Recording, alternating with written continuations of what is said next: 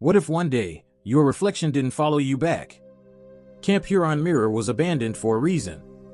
And after what we saw in those mirrors, we wish we had never looked.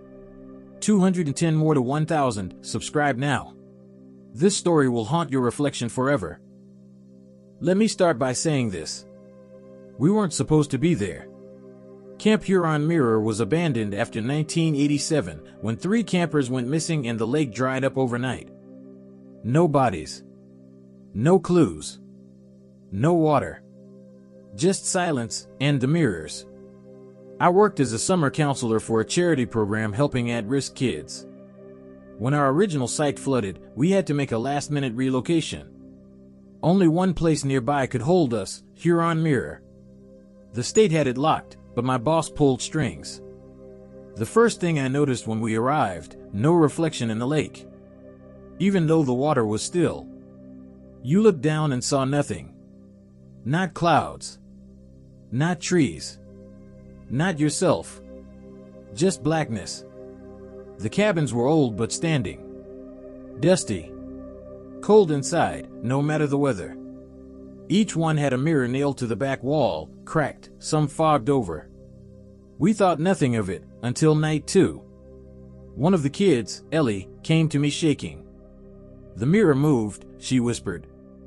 It opened its eyes. I assumed she meant a nightmare.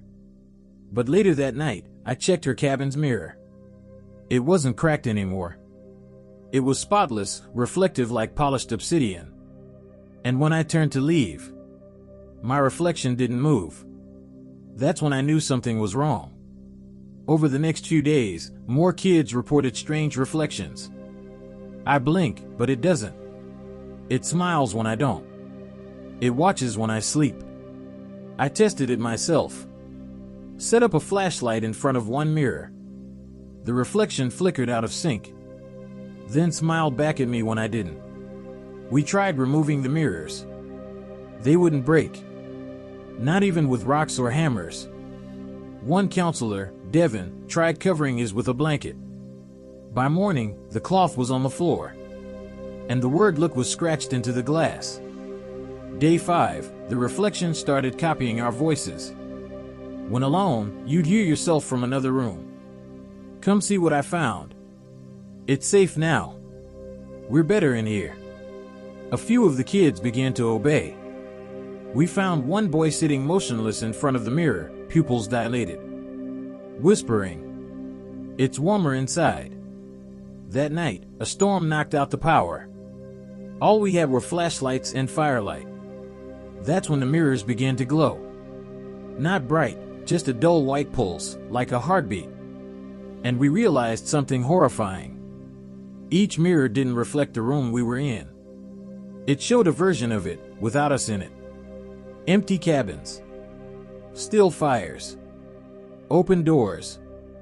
Like a copy of the world, waiting for us to step inside. The next morning, Ellie was gone. No sign of struggle. Her bed made. But her reflection remained. We saw her, in the mirror, waving, smiling, tapping on the glass. She was trapped. We tried smashing the mirror again. Still nothing. Then Devin tried walking away from his reflection. He turned his back, and it stepped forward. When he looked again, it wasn't him anymore. It wore his face, but not his eyes. They were black. Deep. Endless. It leaned in close to the glass and whispered, "Your turn." That night, the mirrors opened. They didn't crack or break, they simply turned into doorways. Some of the kids walked through, smiling. Some screamed as their reflections dragged them in. I ran. Not from the mirrors, from myself. Because mine was already standing outside the glass. Smiling. I don't remember how I escaped. I woke up 3 towns over, shivering, mirror cuts on my arms. Camp Huron Mirror was condemned again. But that's not the end. Now, wherever I go, mirrors follow me. Gas stations. Hotels. Even my phone screen. And sometimes, I don't see myself anymore. Just Ellie. Still waving. Still smiling. Waiting. If your reflection ever smiles without you, run. And if you want more original horror like this, subscribe to Nightmare and Fear and help us reach 1,000. Because not all stories are made up, some just haven't happened to you, yet. Most camp horror stories begin with urban legends. Ours didn't need one. Camp Dovetail was quiet, hidden deep in Washington state. It was surrounded by thick pine woods, older than the maps themselves. We were just 4 counselors, 12 kids, and 6 nights away from the real world. Until we found the stone. It was buried halfway beneath pine needles behind cabin 7, round, flat, carved with names. None of ours. Names like Calder, Miney, Sill, Corin. No last names. Just offerings. We thought it was old, maybe a forgotten memorial. We joked, took a photo, and moved on. That night, the woods made noise they shouldn't. Not animals. Breathing. Low, deep, not from lungs, but like the forest exhaling. By the second day, 3 of the kids had dreams of voices calling their names from under the pine needles. One swore he saw his name scratched into the stone now. We laughed it off. But the laughter stopped when we saw it too. Under the dirt, new carvings had appeared. Names of our campers.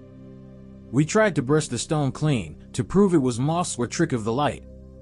But no matter what we did, our names kept appearing. Not all at once.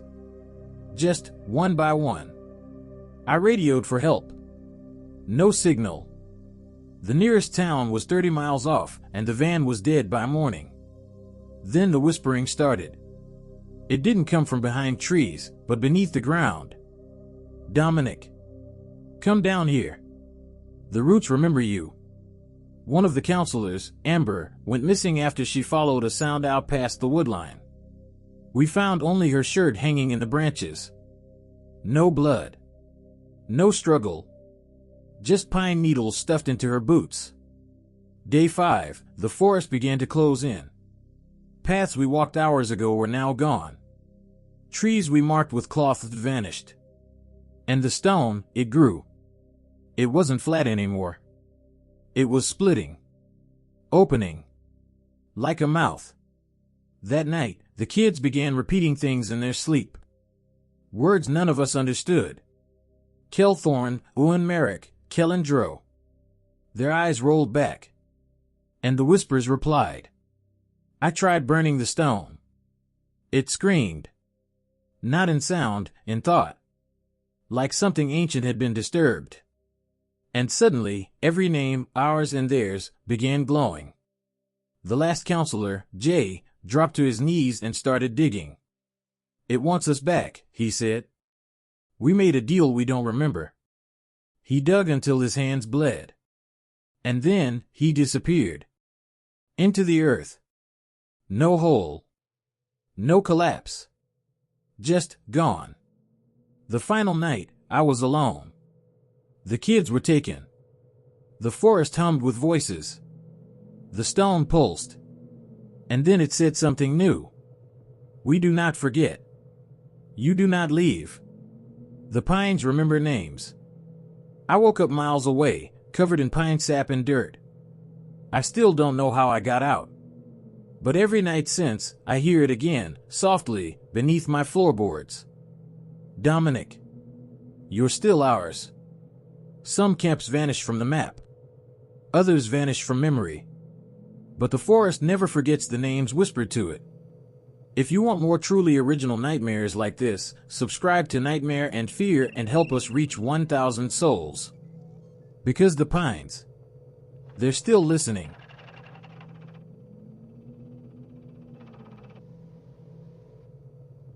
There's a sound in the trees that doesn't belong to wind, birds, or insects. It mimics your voice, then uses it against you. I should have known something was wrong when the leaves didn't rustle, even in the breeze. This story isn't about ghosts. It's about something older.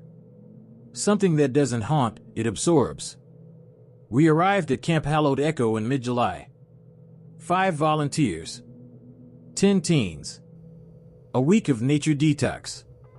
Phones surrendered. No contact with the outside world. No one told us the camp had been shut down since 1991. No one told us why. The cabins were overgrown, but still standing. We cleaned them out. Repaired the fire pit. Set up sleeping arrangements. Everything felt hollow, as if the place had been waiting. On the second night, Ava, one of the campers, asked a strange question. Who was whispering my name near the creek last night? We brushed it off. Told her it was probably one of the boys messing around. But then the boys asked the same thing. And no one claimed it. That's when I noticed it. Every time someone spoke, the forest repeated them. Sometimes immediately. Sometimes hours later. But only when they were alone. A voice in the exact same tone. But the words were twisted. Rearranged. Like it was learning how to communicate. We tried recording it. But every recording came back empty. No background noise. No wind. No birds. Just a low, deep hum, like breathing through stone. By the fourth night, it started using our secrets. It whispered childhood traumas. Private fears. Things no one else should know. The campers began isolating. Whispering to the trees. Muttering in their sleep. Ava was the first to vanish. She left a note carved into her bunk. The echo is my real voice now. We tried to leave. But every path looped. No matter how far we hiked, we ended up back at the fire pit. The trees were changing too, moving, almost subtly. I swear one night I woke up to branches rearranged into letters over the cabin roof. Stay. On the sixth day, we stopped sleeping. The echo wouldn't let us. It called our names constantly, just out of sight. And then, it began to copy us. I saw myself walking into the woods. Same clothes. Same limp on my right leg. Same scar under my eye. But it wasn't me. It turned. Smiled. And whispered. Levi, you're the echo now. I snapped. Tried setting the camp on fire. The flames wouldn't catch. The wood was dry, but it hissed like wet bone. Like the forest itself rejected heat. The others disappeared one by one. Some walked willingly into the trees. Some screamed until their voices became part of the wind. I woke up 3 days later, face down in the dirt, 10 miles from camp. Blood dried in my ears. And something else, a burned hole in the center of my throat. I can't yell anymore. I haven't made a sound since. But sometimes, when I sit by a fire, I still hear them. Not my friends. Not the campers. Me. Screaming from the woods. Begging myself not to go back. Some camps leave behind memories. Others leave behind pieces of you. If you enjoyed this story and want more nightmares like it, subscribe to Nightmare and Fear and help us reach 1,000 subscribers. But remember, if you ever hear your own voice calling from the forest, don't answer. If you ever find yourself near an unmarked camp with clean beds and forgotten trails, leave. Because some places don't just remember you. They keep you. For more terrifying, original horror, subscribe now and help us reach 1,000. Before Nightmare finds someone else.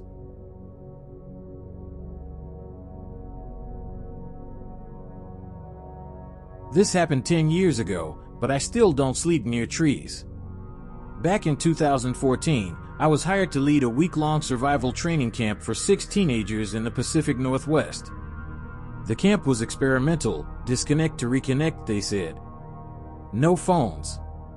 No GPS. Just maps, gear, and instinct. It was supposed to take place at Camp Grayson, a facility abandoned since the early 90s. Why it was abandoned? Nobody told me. The first thing we noticed, the sky. It didn't feel right. Even during the day, the clouds seemed wrong. Unmoving. perfectly symmetrical, like a painting hung above us. And the birds, they never crossed the clearing above the camp. They circled, but they never flew through. On night 1, we heard a scream. It came from straight above us. Not in the trees. Not from the mountain. From the sky. It was like someone had fallen endlessly and never landed. The kids were spooked. But we chalked it up to mountain echoes. Until we found the third moon. Yes, you read that right. 3 nights in, one of the teens, Arya, pointed at the sky and asked, "Was that moon always there?" There were 3. Each one identical. Each one not reflecting light, but absorbing it. And that night, the sky blinked. Not lightning. Not clouds. The sky blinked. A single massive eyelid, closing and opening, stretching across the stars. We all saw it. Day 4, one of the kids disappeared. Liam. We searched from dawn till dusk. No footprints. No gear left behind. But when we came back to camp, his sleeping bag was gone. So was his name. The other kids didn't remember him. Not even Arya, his best friend. I asked about him again. They looked at me like I was speaking another language. I checked my notebook. I had written his name down. But the ink had bled, twisted into a symbol I didn't recognize. Almost like an eye. On day 5, Arya stood in the center of camp, staring straight up. Not moving. Just staring. "It's hungry," she said. "And we're in its mouth." She wasn't speaking in fear. She was calm. Like it had told her something. That night, the sky opened again. But this time, something descended. Not a creature. Not a craft. A hole. A perfect black spiral, slowly widening above the camp. We felt it pulling on our thoughts. Our names. Our memories. One of the boys started reciting things from my childhood, things I never told anyone. Another girl whispered my mother's maiden name. Then forgot her own. By day 6, only 3 kids remained. And the stars above no longer matched any known constellations. It was like we had been pulled into another version of Earth. An echo. A copy. But alive. The trees leaned inward. The sky shimmered like skin. And every time someone said a name, the wind repeated it, like a predator learning our language. On the final night, I tried to burn the camp down. But the fire didn't spread. It reversed. The flames curled backward into the logs, as if time had rewound. And then I saw them. Hundreds of versions of us, frozen in place, scattered across the woods like reflections in broken glass. Some were screaming. Some were staring upward. Some weren't human anymore. I ran. I don't know how I made it back. But when I reached the edge of the woods, I looked back. The sky was normal again. The moon's gone. The trees still. But I swear, the stars were blinking. Now, I don't dream. I just remember. And sometimes, when I check the sky on clear nights, I see it staring back, waiting for me to speak my name. There are places on Earth that aren't really Earth. Places that copy us. Feed off us. And if you want to hear more stories like this, real, original, horrifying, subscribe now to Nightmare and Fear and help us reach 1,000. Before the sky forgets your name, too.